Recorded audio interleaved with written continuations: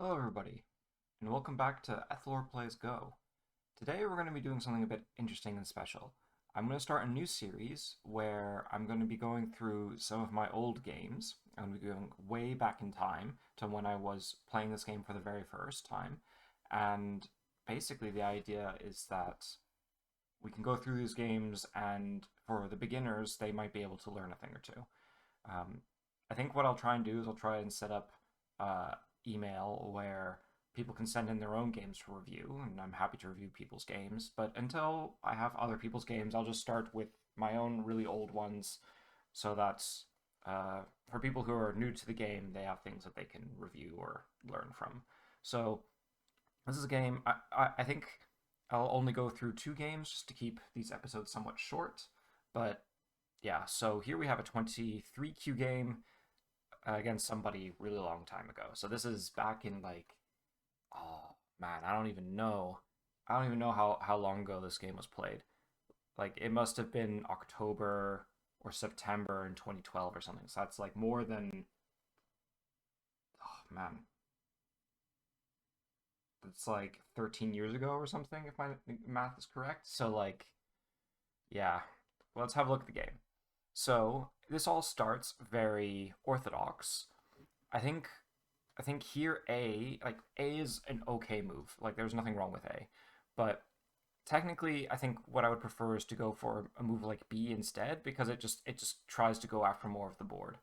We'll see what the main theme is in this game, which is that basically black is able to take the a lot of big points and then just win from that.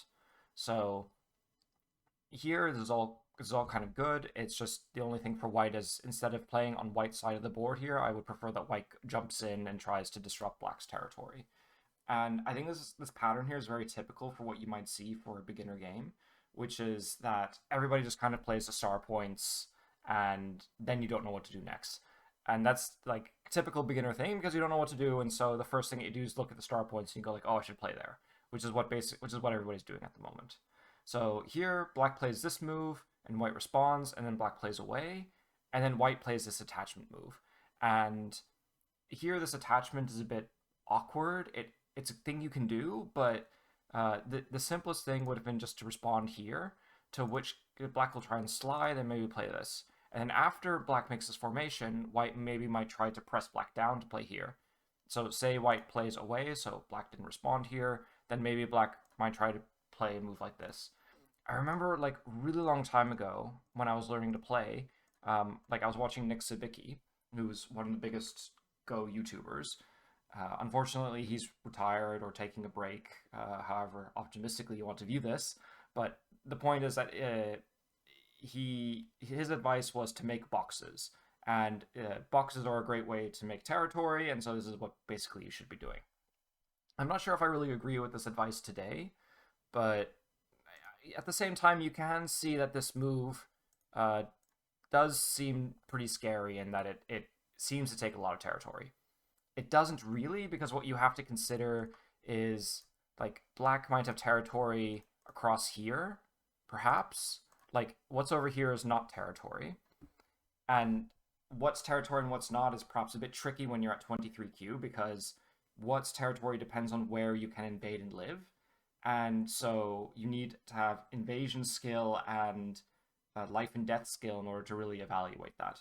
That's kind of why beginners scatter their stones across the board like this because they don't understand where you can invade, and where if you don't understand that, then you'll start playing moves that are like really broad and across the board basically, and that's fine. Like the point is that they're beginners, and so they'll be challenged or be playing mistakes that are along the lines of these beginner concepts. Although like this problem of who where you can invade and where like that continues for your entire career because as you get more advanced, you're like you get better at it, but then people the point is that it never ends. There's never a point in which you've mastered this game, which I guess is what I mean to say. In any case, if we look here, so yeah, this is the point. So instead, black plays this Hane, which I think makes sense. If white attaches, then you should respond. generally beginners might begin to attach to black stones thinking, oh, I'm going to remove all the liberties, and that's that's challenging because as a simple thought experiment here, as black extends, they're gaining more liberties than white can take away. So if you try to take black's liberties away directly to try and capture, then that's obviously going to be a losing game. That's not really going to work. The other thing as well is that when black responds, white has two liberties.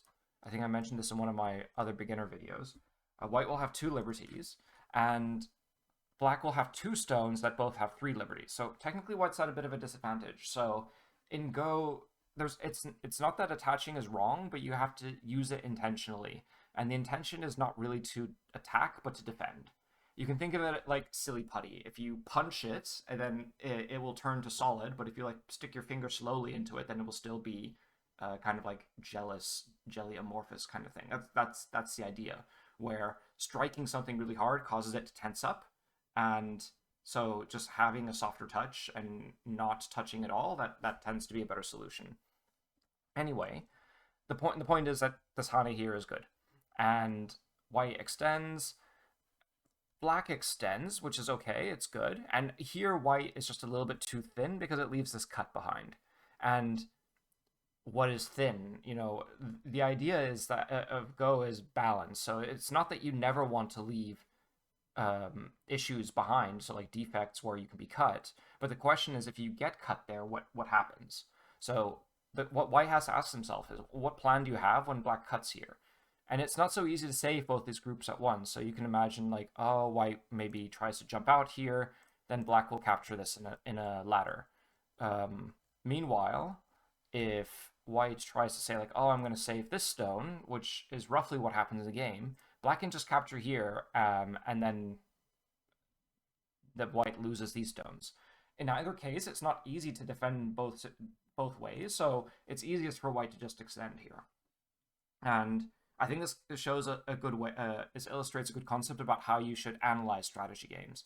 So what I think happens is, like, what for most of my Go playing career, I'd play a Hane like this, and then uh, I'd play this Hane, and then I would say, oh no, black cuts, and I can't find a good continuation. And if you can't find a good continuation, then you should take a step back. You should literally remove that move from the board and say, like, okay, what other options do I have? And you basically have to keep removing until you can finally find a good option. So here, better option would be to just extend here, black will extend, and maybe white can try and connect up their stones. The basic, I will say this over and over again because I've learned that this is the thing that you need to repeat until people are 9-9 professionals, is that the game of Go is about connection and disconnection. So white wants to stay connected. And if white doesn't play again, so if white plays, no, this isn't what I want. If white plays over here, then black can play here and disconnect white. So we can see here this severs the disconnection. So what we can see here is that this move A was actually what we would call urgent, which means that if it's played, then it gives one side a very sharp advantage. You can think of it like you're trying to fill your bucket as fast as possible. You want the bucket to stay full, and so you don't want things leaking out of it. And so what happens is that people think, oh, I'm going to put more and more water in the bucket, but what you should be doing is closing up the bucket so that you keep what you're getting. So here, white loses quite a lot because they're not keeping their bucket full. And instead, they should think about moves like A. So playing over here, staying connected. It's still not so easy because black can play this wedge, and then not this one. We want to play here instead. And it's still a bit awkward because if white connects over here, black can still break through. And if white connects over here, I mean, black can still harass this shape. So it's not good, but this is the idea. So all this is to say that you want to balance your weaknesses, and playing over here isn't what you're looking for. So okay, I play this way, and black actually takes this ladder, and I play out the ladder. So the thing is with ladders is that it's easy to read them to the end. So we know this is how black is going to respond, And then we know that we're going to run into this black stone, and then we're going to lose all the stones. So here, what you want to do as fast as possible is understand how to read ladders. Because knowing how to read them out, like if you disagree and if you're right, you will just win that game because you'll end up just capturing stones and have this shape in the center. So like imagine white realizes that uh, this ladder doesn't work.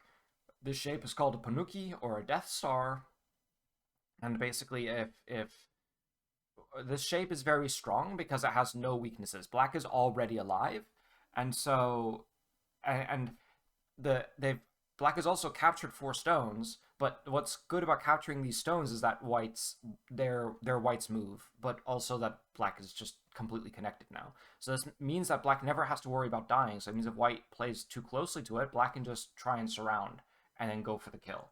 So uh, this is why you should know your ladders and not read them out and not play them out.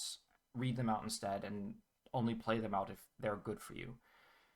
Black plays this move instead, and it would be slightly better if black would just take the corner or just play a move like this, because here, if you're playing all the way out, then you can invade here. To be fair, as you get more advanced, you might know how to kill the stone. So you might say, oh, I'm going to play this one here, and I'm going to undermine them, and whatever. That's fair enough, but for now, like, just beware that white will try and invade. But so this is basically what they should be trying to do. So let's see now. Yeah, I think I spoke a little bit here about trying to remove the Aji from the stone. Yeah, so white plays this move, and what I was saying in my annotations was that if white plays away, then what can black do with this stone? Like if black tries to come out, then white can block, and if black tries to capture these stones, and this is captured. Maybe you consider like, oh, maybe black can descend over here, and then what you can do is just cover, and this won't work.